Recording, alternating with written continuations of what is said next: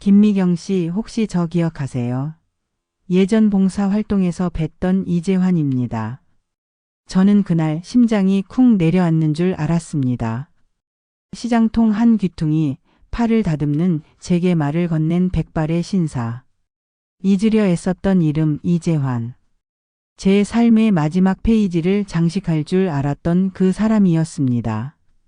그 순간 제 손에 들린 판은 힘없이 바닥으로 떨어졌고 제 노년의 삶은 다시 한번 예측 불허의 소용돌이 속으로 빨려 들어갔습니다.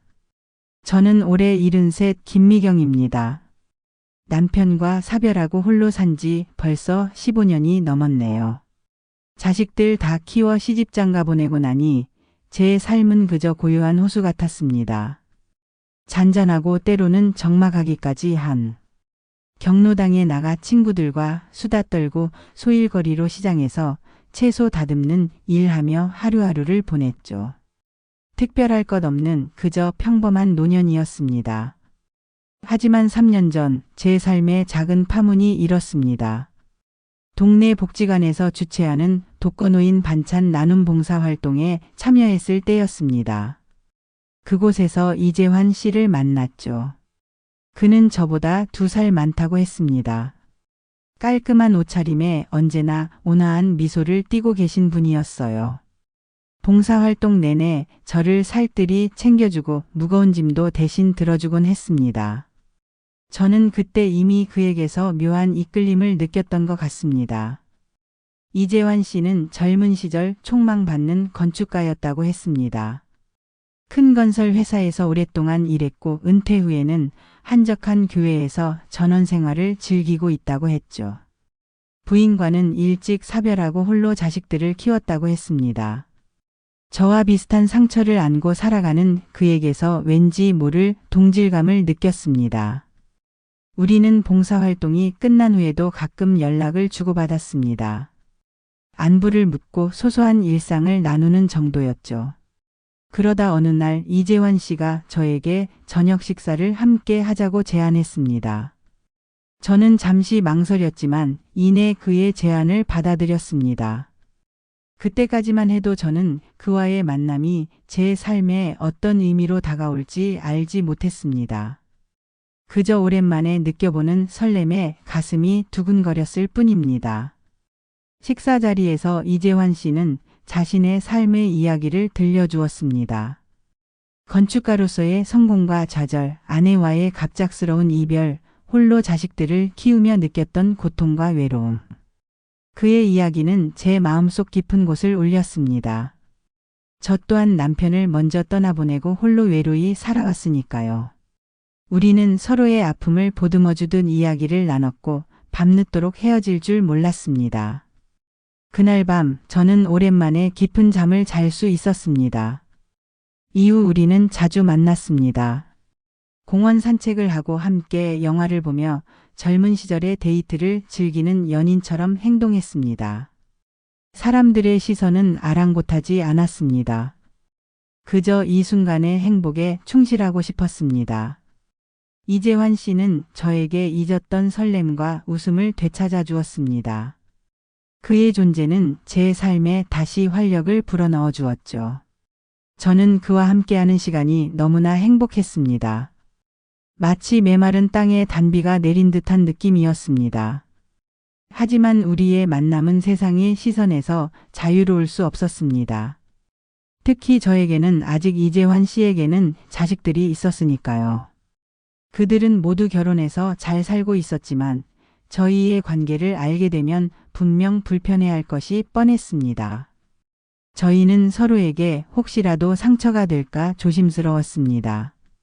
그래서 우리의 만남은 항상 비밀스러웠습니다. 우리는 주변 사람들의 눈을 피해 만났고 우리의 관계를 숨기려 노력했습니다. 마치 10대 시절의 연애처럼 들키지 않기 위해 애썼습니다. 하지만 이런 비밀스러운 만남은 저에게 불안감을 안겨주기도 했습니다. 언제까지 이 관계를 숨길 수 있을까? 언젠가는 드러날 진실 앞에서 우리는 과연 어떤 선택을 해야 할까? 이런 생각들이 제 마음속을 맴돌았습니다. 행복은 영원할 줄 알았는데 우리의 비밀은 그리 오래가지 못했습니다. 어느 날 제 딸 이미경이 제 가방에서 이재환 씨와 함께 찍은 사진을 발견한 겁니다. 아마 제가 방심했던 탓이겠지요. 사진 속에서 환하게 웃고 있는 저와 이재환 씨의 모습은 이미경에게는 충격이었을 겁니다. 엄마, 이 남자 누구야? 엄마 옆에 있는 이 사람은 누구냐고. 이미경의 목소리는 격앙되어 있었습니다. 저는 심장이 철렁 내려앉았습니다. 아무 말도 할 수 없었습니다. 그저 고개를 떨구고 서 있을 뿐이었죠. 이미경은 제 침묵을 보고 더욱 화를 냈습니다. 그녀의 얼굴은 분노와 배신감으로 일그러져 있었습니다. 엄마, 어떻게 이럴 수 있어? 아빠 돌아가신 지 얼마나 됐다고 벌써 다른 남자를 만나? 엄마, 제정신이야? 이미경의 말은 비수처럼 제 가슴을 꽂혔습니다. 저도 할 말이 없었습니다. 자식들에게는 언제나 올바른 엄마, 홀로 꿋꿋이 살아가는 엄마의 모습만을 보여주고 싶었는데 이런 모습은 상상조차 하지 못했을 테니까요. 제 마음속에는 죄책감과 미안함이 뒤섞여 복잡했습니다. 이 소식은 순식간에 다른 자식들에게도 전해졌습니다. 아들 김진성, 작은 딸 김은주까지 모두 한자리에 모여 저를 다그쳤습니다. 저는 죄인처럼 고개를 들 수 없었습니다. 그들의 시선은 마치 칼날처럼 제 심장을 꿰뚫는 것 같았습니다. 김진성은 저에게 이재환 씨와 헤어질 것을 강요했습니다. 노년에 무슨 사랑이냐며 체면도 생각하라고 했습니다. 저는 그들의 말에 아무런 반박도 할 수 없었습니다. 자식들의 반대 앞에서 저는 한없이 작아지는 기분이었습니다. 그들의 행복을 위해 평생을 바쳐왔는데 이제 와서 제 행복을 추구하는 것이 과연 이기적인 행동일까? 이런 의문이 들었지만 겉으로는 아무런 표현도 할 수 없었습니다. 이재환 씨의 자식들도 우리의 관계를 알게 된 모양입니다. 그의 아들 이정훈에게서 전화가 왔습니다. 저에게 이재환 씨를 만나지 말아달라는 부탁이었습니다. 아버지가 어머니를 잊지 못하고 괴로워하고 있는데 다른 여자를 만나는 것은 있을 수 없는 일이라고 했습니다. 저는 그의 목소리에서 깊은 상처와 분노를 느꼈습니다. 저 때문에 가족들이 아파하는 것을 보니 마음이 너무나 아팠습니다. 이재환 씨는 저에게 미안하다고 했습니다. 자신이 더 조심했어야 했다고요. 그의 표정에는 죄책감과 슬픔이 가득했습니다. 우리는 더 이상 예전처럼 자유롭게 만날 수 없었습니다. 서로를 그리워하면서도 자식들의 눈치를 보고 숨어 지내야 했습니다. 우리의 사랑은 세상의 시선과 자식들의 반대라는 거대한 벽에 부딪혀 흔들리기 시작했습니다. 저는 답답하고 슬펐습니다. 이 사랑을 지키기 위해 과연 어디까지 감당할 수 있을까? 이재환 씨와의 관계를 포기해야 할까? 수많은 고민이 제 머릿속을 맴돌았습니다. 자식들의 반대는 날이 갈수록 심해졌습니다. 특히 큰딸 이미경은 저를 매일같이 찾아와 이재환 씨와의 관계를 정리하라고 닥달했습니다. 엄마, 도대체 왜 그러는 거야? 남들 보기에 창피하지도 않아. 아빠 얼굴에 먹칠하는 짓이야. 그녀의 목소리에는 실망감과 분노가 가득했습니다. 저는 이미경의 말에 아무런 대꾸도 할 수 없었습니다. 그저 그녀의 차가운 시선을 피할 뿐이었습니다.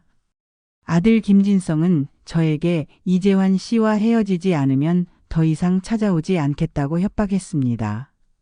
엄마가 이렇게 막 나가면 우리도 엄마를 엄마로 생각하기 힘들어져요. 잘 생각해봐요, 엄마. 김진성의 말은 제게 큰 충격이었습니다. 자식들의 외면을 받는다는 것은 저에게 가장 두려운 일이었으니까요. 저는 눈물이 왈칵 쏟아지는 것을 애써 참았습니다. 한편 이재환 씨의 자식들도 가만히 있지 않았습니다. 이정훈은 이재환 씨에게 저와 헤어지지 않으면 유산을 한 푼도 주지 않겠다고 선언했습니다. 아버지, 그 여자 때문에 집안 망신 다 시킬 겁니까? 어머니가 지하에서 통곡하시겠어요. 그의 말은 이재환 씨에게도 큰 부담으로 다가왔을 겁니다. 이재환 씨는 저에게 미안하다는 말만 되풀이했습니다. 그의 표정에는 고통과 자책감이 가득했습니다. 이런 상황 속에서 이재환 씨와 저는 점점 더 지쳐갔습니다. 우리는 더 이상 예전처럼 편안하게 만날 수 없었습니다. 몰래 만나더라도 주변을 두리번거리고 혹시라도 아는 사람을 만날까 봐 불안해했습니다. 우리의 행복했던 시간은 점차 고통으로 변해갔습니다. 저는 이재환 씨를 만나면 늘 걱정스러운 표정을 지었고 그 역시 마찬가지였습니다. 어느 날 이재환 씨와 저는 한 카페에서 만났습니다. 저는 그에게 헤어지자고 말하려 했습니다. 더 이상 이 사랑 때문에 자식들과 갈등하고 싶지 않았습니다. 저 때문에 이재환 씨까지 힘들어하는 모습도 볼 수 없었습니다. 하지만 입이 떨어지지 않았습니다. 그를 사랑하는 마음은 여전히 변함없었으니까요. 이재환 씨는 제 손을 잡으며 말했습니다. 미경 씨, 미안해요. 내가 당신을 힘들게 하는군요. 우리의 사랑이 이렇게 힘들 줄은 몰랐습니다. 그의 눈가에는 눈물이 고여 있었습니다. 그 순간 저는 깨달았습니다. 그 역시 저와 같은 마음이라는 것을. 그도 이 사랑을 포기하고 싶지 않다는 것을. 저는 그의 손을 잡고 눈물을 흘렸습니다. 아니에요. 제가 더 미안해요. 제가 당신을 힘들게 하는 것 같아요. 우리는 한동안 말없이 서로의 손을 잡고 울었습니다. 그 순간 세상의 모든 시선과 비난은 사라지고 오직 우리 둘의 아픔만이 존재했습니다. 우리는 서로를 포기할 수 없었습니다. 자식들의 반대와 세상의 시선에도 불구하고 우리는 서로에게 너무나 소중한 존재가 되어버렸으니까요. 우리는 밤늦도록 통화를 하며 우리의 미래에 대해 의논했습니다. 어떻게 하면 이 사랑을 지킬 수 있을까? 어떻게 하면 자식들의 마음을 돌릴 수 있을까? 이재환 씨는 저에게 용기를 주었습니다. 미경 씨, 우리가 잘못하는 게 아니에요. 사랑은 죄가 아니지 않습니까? 우리가 서로를 사랑하는 마음은 진심입니다. 이 마음을 지키기 위해 노력해 봅시다. 그의 말은 저에게 큰 위로가 되었습니다. 우리는 우선 자식들을 설득하기로 했습니다. 각자의 자식들에게 우리의 진심을 전하고 이해를 구하기로 했죠. 저는 이미경을 찾아갔습니다. 그녀에게 제가 이재환 씨를 얼마나 사랑하는지, 그리고 그가 제 삶에 얼마나 큰 위로와 행복을 주었는지 솔직하게 이야기했습니다. 미경아, 엄마도 사람이야. 엄마도 외롭고 힘들 때가 있어. 아빠를 잊은 게 아니야. 그냥 내 옆에 누군가가 필요했을 뿐이야. 이재환 씨는 엄마에게 다시 삶의 의미를 찾아준 사람이야. 이미경은 처음에는 제 말을 듣지 않으려 했습니다. 하지만 저는 포기하지 않았습니다. 몇 번이고 찾아가 제 진심을 전했습니다.